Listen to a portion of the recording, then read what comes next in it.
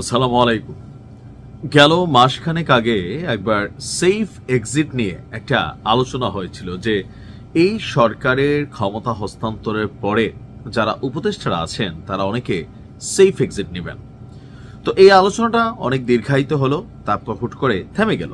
এবার হঠাৎ করেই ছাত্র উপদেষ্টা আপনার আসিফ মাহমুদ সজীব ভুইয়া এবং উপদেষ্টা মাহফুজ বা সাবেক ছাত্র উপদেষ্টা নাহিদ ইসলাম থেকে শুরু করে যারা আছেন তারা যেন দেশ ছেড়ে পালাতে না পারে, আর এজন্য নেওয়া হচ্ছে ভিন্ন রকম এক আহ্বান, ভিন্ন রকম এক ব্যবস্থাকে প্রবর্তন করার জন্য আহ্বান জানিয়েছেন সাম্প্রতিক সময়ে এনসিপি থেকে বহিষ্কৃত পার্মানেন্টলি যিনি আছেন মুনতাসির মাহমুদ। এবার এক আবদার করেছেন অথবা আহ্বান জানিয়েছেন সরকারকে।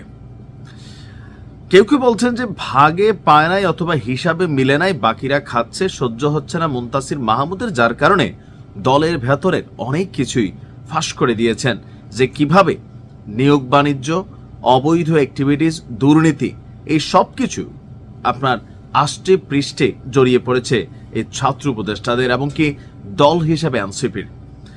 জাতীয় নাগরিক পার্টি থেকে স্থায়ীভাবে অব্যাহতি পাওয়া এই কেন্দ্রীয় সংগঠক মুনতাসির মাহমুদ এবার ছাত্র উপদেষ্টাদের নিয়ে এক বিস্ফোরক মন্তব্য করেছেন। ফেসবুক পোস্টে মুনতাসির মাহমুদ বলছেন, ছাত্র উপদেষ্টারা যেন কোনোভাবেই দেশ ছেড়ে পালাতে না পারে সেটা নিশ্চিত করতে হবে। দুদক এবং ডক্টর ইউনূস স্যারকে বলছি, অনতি বিলম্বে তাদের দেশ থেকে নিষেধাজ্ঞা জারি করুন। এখন দুদককে কেন বলা হয়েছে? আমার দেশ পত্রিকা গেল কয়েকদিন আগে এই যে আমাদের উপদেষ্টারা যারা আছেন তাদের যারা সাবেক এপিএস আছেন, এর মধ্যে আসিফও কানেক্টেড, নাহিদও কানেক্টেড, তো এরকম অনেকেরই যে ব্যাংক অ্যাকাউন্টের লেনদেন, অবৈধ বা অস্বাভাবিক লেনদেন, এগুলোর উপর একটা মনিটরিং করছেন। এমনকি পত্রিকাতে এরকমও আসছে যে এই উপদেষ্টাদের যে ট্রানজ্যাকশন বা দুর্নীতি এটা দুদকে গিয়ে মুখ থুবড়ে পড়ছে, উপরের দিকে ফাইল আর প্রসিডিং হচ্ছে না।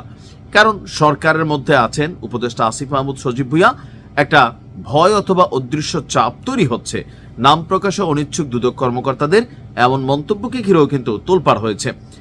তো এর পরপরই আমরা এই মুনতাসির মাহমুদকে দেখলাম যে আমাদের ছাত্র উপদেষ্টারা তারা যেন কোনোভাবে দেশ ছেড়ে পালাতে না পারে। প্রশ্ন হচ্ছে তাদের পালানোর দরকারটা কেন লাগবে? নিজ ফেসবুক লাইভে মুনতাসির বলছিলেন, বাংলাদেশে জুলাইকে বিক্রি করে দিয়েছে এই ছাত্র উপদেষ্টারা। এখন যখন তাদের মুখে আমরা এই ধরনের কথা শুনি, তারা একটা পরিবার ছিল, আর সেই পরিবারের ভেতরের সদস্যরাই এখন কি ভাগে পাচ্ছে না বা চান্স পাচ্ছে না, নেতাগিরি ফলাইতে পারতেছে না, নাকি আসলে ঘটনা সত্য? এখন আমরা তো আছি কনফিউশনে। এই যে কথাটা যে বাংলাদেশে জুলাইকে বিক্রি করে দিয়েছে ছাত্র উপদেষ্টারা, সব উপদেষ্টাদের মধ্যে এই ছাত্র উপদেষ্টারাই সবচেয়ে বেশি দুর্নীতি করেছে। এনসিপি থেকে স্থায়ীভাবে অব্যাহতি পাওয়া এই কেন্দ্রীয় সংগঠন বলছেন, 5ই আগস্টের পর কোনো সমন্বয়ক বা অন্য কেউ যখন কোনো সমস্যা নিয়ে বা অভিযোগ নিয়ে কোনো উপদেষ্টার সাথে দেখা করতে যেত, তখন তাদের বলা হতো যে যে ছাত্র উপদেষ্টা আছেন তাকে বলো, তিনি যদি অনুমতি দেন তাহলে দেখা করতে দেব। ছাত্র উপদেষ্টার হাতে অ্যাবসুলেট পাওয়ার ছিল। ডিসি, ওসি, এসেনশিয়াল ড্রাগসের এমডি বসাও, পেট্রো বাংলার এমডি বসাও, 100 কোটি 200 কোটি নাও, অ্যাবসুলেট পাওয়ার ছিল তাদের। তারা জুলাইয়ের সাথে গাদ্দারি করেছে, বাংলাদেশের মানুষের সাথে বেইমানি করেছে। এখন এই যে কথাগুলো, তিনি কি মিথ্যাবাদী?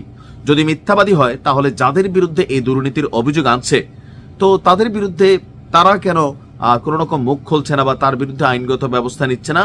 কারণ সরকারে থাকা ব্যক্তিদেরকে নিয়ে যখন এরকম কথা বলা হয়, তাহলে বুঝতে হবে যে কথার মধ্যে হয়তো সত্যতা আছে, আর যদি না থাকে সেটা কোথাও না কোথাও আইনিভাবেই মোকাবেলা করা উচিত। সবাই মুখে কুলুপাইটা আছেন, আক্তার থেকে শুরু করে সবাইকে নিয়ে। এখন পরিস্থিতি কোন রকম কিছু হলেই উপদেষ্টারা দেশ ছেড়ে পালাবে এরকম আশঙ্কা করছেন মুনতাসির, আর এই জন্যই নেওয়া হচ্ছে ভিন্ন রকম এই ব্যবস্থা বা আয়োজন, যেটা সরকার এবং দুদককে সরাসরি আহ্বান জানিয়েছেন। আপনি কি মনে করছেন? আসসালামু আলাইকুম।